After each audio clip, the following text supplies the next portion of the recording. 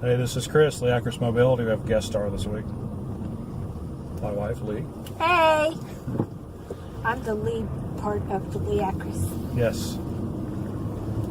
So anyway, follow up to the MacBook, the wet MacBook, even though I haven't published the first video yet, because I want to see how it turned out. But I'm just going to make a long story short. I'm never going to work. I'm never going to work on a MacBook ever again.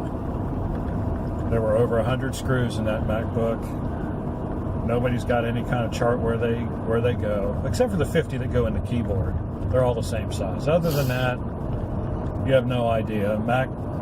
Apple does not provide any documentation because they don't want you fixing your own stuff.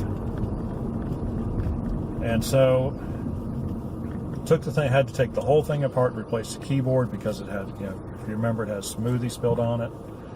So I just assumed that since the problems with the computer started around the time that the smoothie was spilled on it, it must be caused by the smoothie, therefore it was water damage.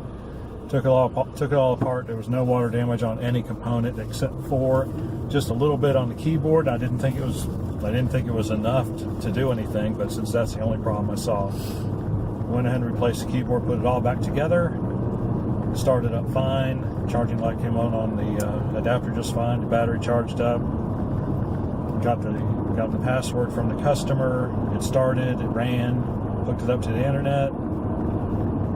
Delivered it to her yesterday, and almost immediately started doing the same thing that it had been doing before she brought it to me, which was it would turn on, but it would not start up. It would get about halfway through the startup sequence, and then it would just go dead.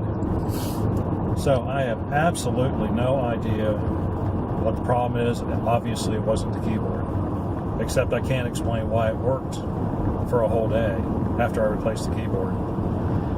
The charging light on the charger is not coming on anymore, and at this point I just don't care because I put 10 hours into it, and at least, and I'm done.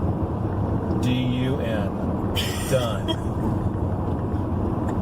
So I will not be working on those anymore. I'm just going to give it back to the woman. I'm not going to charge her anything because I don't feel good about taking money for stuff that's not fixed. So that's just kind of the way I work.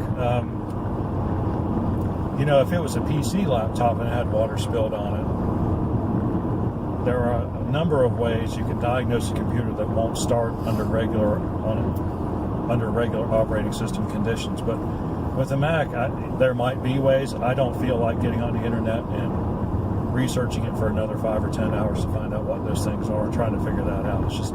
It's just not cost effective. Not enough people have Macs around here. And quite frankly, I don't care how many have Macs, so I'm not going to do it. I will happily do your iPads and your iPhones and your iPods. Although nobody's ever brought me an iPod, I don't think. do people still use iPods? I think they do, yeah. Most people use their phones, I thought.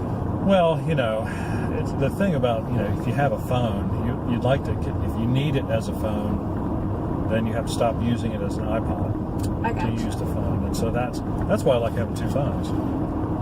Because I can use one phone for what I want to use my phone for, and then use the other for all the apps. So I can see why people would want to keep an iPod, just have music on. But anyway, yeah, I'll still fix those. What is going on? There's a bunch of molehills. So no, they're doing something. I think they're doing something with the phone line. Butt paste won't work on making this apple work, huh? Who? Putting butt paste on the... Butt paste?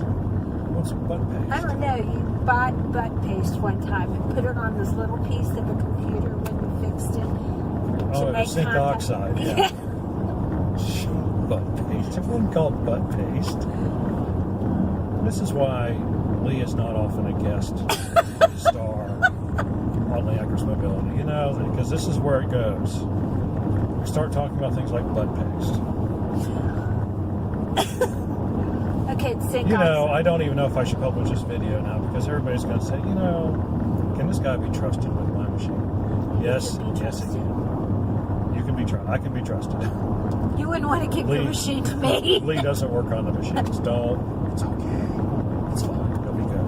That's right. All righty. I can sell one. Alrighty, so that, that's where we are in the scheme of things.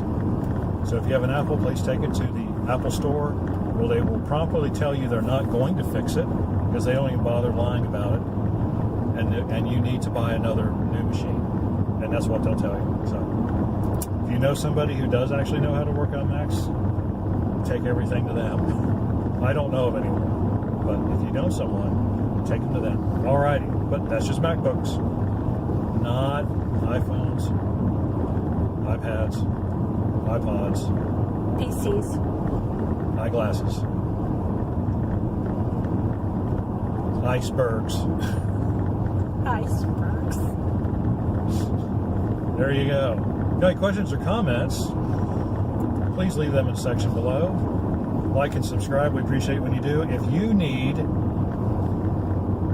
anything but a MacBook Pro fixed, give us a call, 919-518-6649. Or our new telephone number, 919-482-6763. Catch us at the Facebook, facebook.com/LeAcris Computers. We will see you on the next one.